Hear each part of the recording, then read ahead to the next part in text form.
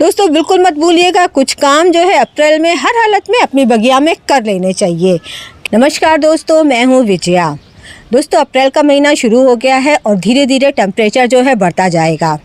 वैसे तो हमारे प्लांट्स जो हैं उस बढ़ते हुए टेम्परेचर को सहने के लायक रहते हैं कुछ प्लांट्स, लेकिन फिर भी जो है हम लोग कंक्रीट के जंगल में रहते हैं। यहाँ की जो हम लोग की दीवारें हैं बहुत ज़्यादा तपने लगती हैं, तो उस तपन के कारण हमारे बहुत सारे प्लांट झुलस जाते हैं।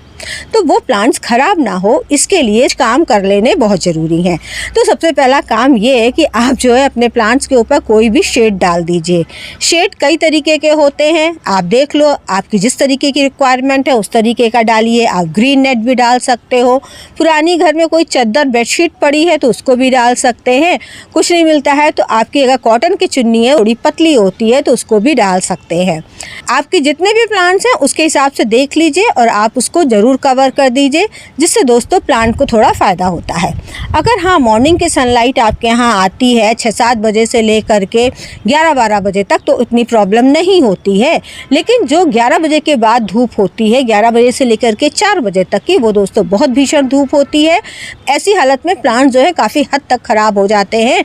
तो इसलिए जो है आप अपने प्लांट्स के ऊपर शेड का तुरंत ही इंतज़ाम करिए। दूसरे नंबर का काम ये है कि दोस्तों अगर आपने अभी तक अपने बगिया में सर्दियों वाले प्लांट्स लगा रखे हैं, जहाँ तक चांसेस है लगा भी रखे होंगे क्योंकि मेरे भी लगे हुए हैं, तो उनको हटाना शुरू कर दीजिए। अगर उनकी हालत ख़राब हो रही है तो अच्छे चल रहे हैं तो चलने दीजिए, अगर ख़राब हो रही है तो उनको हटाना शुरू कर दीजिए। ये मत सोचिएगा कि अगर वो प्लांट्स ख़राब हो गए तो दोबारा से रिवाइव हो जाएंगे, क्योंकि दोस्तों वो प्लांट जो है ठंडे मौसम के लिए हैं और हम लोग बढ़ रहे हैं गर्मी की तरफ, तो वो जो है हालत उनकी ख़राब होती जाएगी। इसलिए ये है कि उनको हटा दीजिए।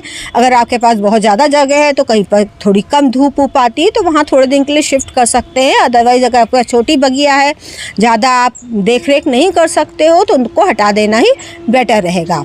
उसकी जगह पर आप दोस्तों गर्मियों वाले प्लांट्स लगा सकते हो। गर्मियों वाले प्लांट्स तो की बहुत सारी लिस्ट है, जिसमें कि हम कुछ कॉमन आपको बता दे रहे हैं जो कि बढ़ते हुए टेम्परेचर को सहन कर सकते हैं। उसमें दोस्तों पोर्चुला का है, पर्सलेन है, और ये कोचिया घास है, सूरजमुखी है, मैक्सिकन पिटूनिया, जैसे बहुत सारे प्लांट्स हैं। इन सबको आप लगा लीजिए। परमानेंट प्लांट्स भी हैं, सीजनल भी हैं। हो सकता है आप इन प्लांट्स को लगा करके अपनी बगिया में दोबारा से हरा भरा बनाइए और उनमें फूल खिले रहेंगे। थर्ड नंबर का काम दोस्तों इसी से रिलेटेड ये है कि आपकी बगिया में जितना भी ऑर्गेनिक कचरा निकलता है उसको फेंकिएगा बिल्कुल नहीं, बल्कि उनकी कंपोस्टिंग कर दीजिए।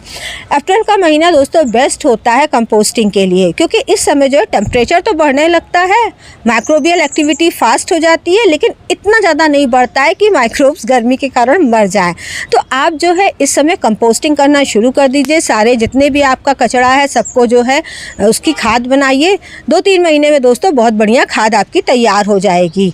फोर्थ काम ये है कि अप्रैल के महीने में अभी भी आप अपने पौधों को खाद दे सकते हैं। अगर आपने मार्च में नहीं दी है तो आप जो है इसमें गोबर खाद भी यूज़ कर सकते हैं, लेकिन गोबर खाद को ध्यान रखिएगा अच्छी तरीके से डिकम्पोस्ट खाद ही दीजिएगा। इसके अलावा वर्मी कंपोस्ट भी दे सकते हैं। वर्मी कंपोस्ट थोड़ी ठंडी खाद होती है, वो भी दे सकते हैं। किचन कंपोस्ट भी दे सकते हो। जैसी फैसिलिटी आपके पास उपलब्ध हो उस तरीके की खाद आप अपने प्लांट्स को दे सकते हैं। फिफ्थ नंबर का काम दोस्तों ये है कि आपने गर्मियों वाले जो भी प्लांट्स लगाए हैं, स्पेशली बेल वाले होते हैं, चाहे आपका अपराजिता हो, मॉर्निंग ग्लोरी हो, या फिर सब्जियों वाले जो लौकी, तरोई, कद्दू ये सब लगाए हैं, उनको बहुत ज़्यादा हाइट में मत चढ़ाइएगा। कोशिश करिएगा जो बेलें हैं वो आपकी थोड़ी हाइट में रहें, 2-3 फुट तक रहें। उसके बाद उनको डाउन कर दीजिएगा, क्योंकि अभी जो है आगे लू चलेगी। गर्म हवा के थपेड़ों के कारण दोस्तों जो उनकी पतली पतली स्टेम्स होती हैं उनकी नमी ख़त्म हो जाती है, मॉइस्चर ख़त्म हो जाता है, जिसके कारण उनके जो है मरने के चांसेस ज़्यादा हो जाते हैं। तो इसलिए बेल वाली सब्जियों को ऊपर हाइट में ना चढ़ा करके उसको जो है थोड़ा नीचे ही ग्रो होने दीजिएगा। 7th काम दोस्तों वो है, अगर आपने जो प्लांट्स अपने छोटे छोटे गमलों में लगा रखे हैं तो उनको खुले में ना रख करके उनको कोशिश करिएगा कि जो बड़े प्लांट्स आपने लगा रखे हैं जहाँ, उनके नीचे रख दीजिएगा, क्योंकि छोटे गमलों में लगे हुए प्लांट्स का मॉइस्चर बहुत तेज़ से ख़त्म होता है। अगर आप बड़े गमलों के नीचे रख दोगे तो दोस्तों 2 फ़ायदे होंगे। एक तो बड़े प्लांट्स की छाया उनको थोड़ी बहुत मिल जाएगी, दूसरा ये है कि जो बड़े प्लांट्स की जो गमले की मिट्टी है ना, उससे नीचे से उनको थोड़ी सी नमी मिलती रहेगी, तो वो जो है अच्छे चलेंगे।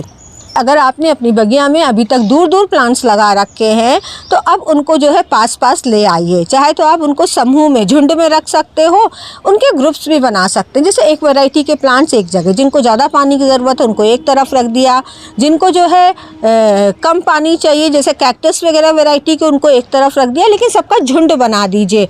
उससे एक तो आपको केयर करने में आसानी रहेगी, दूसरा क्या होता है प्लांट्स आपस में एक दूसरे को खुद ही जो है हेल्प करते हैं कूल रखने में, तो इसलिए जो है उनमें ठंडक भी बनी रहेगी और ग्रुप में रहने वाले प्लांट्स हमेशा खुश रहते हैं। ये भी कर सकते हैं कि अगर आप जो है अभी नई शॉपिंग कर रहे हो और आपको जो है रिपोर्टिंग वगैरह में प्रॉब्लम हो रही है तो आप जो है किसी मतलब एक साथ ही आप कोई बड़ा गमला ले लीजिए, उसमें छोटे छोटे बहुत सारे प्लांट्स लगा दीजिए जितने भी खरीदे हैं, फिर जैसे ही रेनी सीज़न आएगा आप उनको अलग भी कर सकते हो। तो ये भी काम आप कर सकते हैं प्लांट्स का ग्रुप बना करके रखने में। 8th काम दोस्तों कीड़ों मकोड़ों से रिलेटेड है। जैसे जैसे टेम्परेचर बढ़ता जाएगा हमारी बगिया में कीड़ों का अटैक बढ़ता जाएगा, तो इस समय जो है mealybugs, aphids, spider mites, white flies जैसे बहुत सारे कीड़े हमारे प्लांट्स में लग जाते हैं।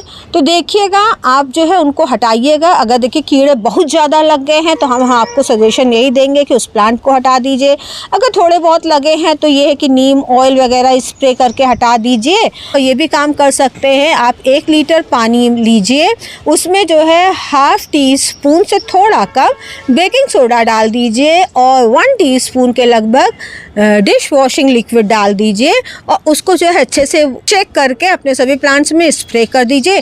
थोड़े बहुत जो कीड़े होंगे अपने उससे ही हट जाएंगे, तो थोड़े बहुत उसमें आप ये ट्रीटमेंट कर सकते हो।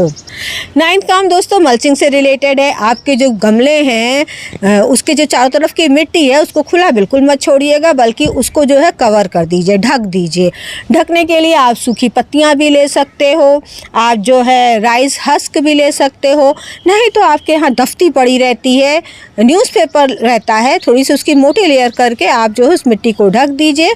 कुछ नहीं मिलता है तो उसके ऊपर छोटे छोटे गमले रख दीजिए दोस्तों, तो उससे जो है वो एरिया कवर हो जाएगा। आप जो भी पानी डालोगे उसमें मिट्टी में तो क्या होगा कि जो नीचे की मिट्टी है उसमें जो पानी का इवोपरेशन है वो थोड़ा सा कम रहेगा, ऊपर वाले प्लांट्स को भी फ़ायदा होगा।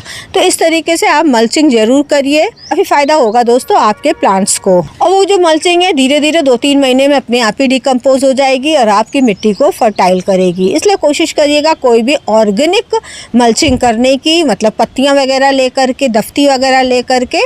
Last but not the least दोस्तों, अपनी बगिया में जहाँ पर भी गार्डनिंग करते हो, चाहे थोड़ी जगह हो ज़्यादा जगह हो, पानी ज़रूर रखिएगा। पानी जो है आप किसी भी मग में रख सकते हो, टब में रख सकते हो, बाल्टी में रख सकते हो, किसी भी चीज़ में पानी भर के रखिएगा। पानी रखने से फ़ायदा ये रहता है कि जो गर्म हवाएं बहती हैं उस पानी के ऊपर से पानी इवोपरेट होता है और कहीं ना कहीं हमारे माहौल में एक नमी, मॉइस्चर क्रिएट कर देता है, टेम्परेचर थोड़ा सा गिरा देता है। साथ में अगर हमारी बगिया में कोई चिड़िया अड़िया प्यासी आती है तो वो भी पानी पी लेगी। पानी के संग अगर आप दाना वगैरह कोई डालना चाहते हो तो वो भी डाल देना। दाने में कुछ नहीं मिलता है दोस्तों, तो थोड़ा सा चावल लेकर के वहीं आसपास बिखेर दीजिएगा या दलिया बिखेर दीजिएगा, चिड़िया लोग खाना खाकर पानी पी करके मस्त हो जाएंगी।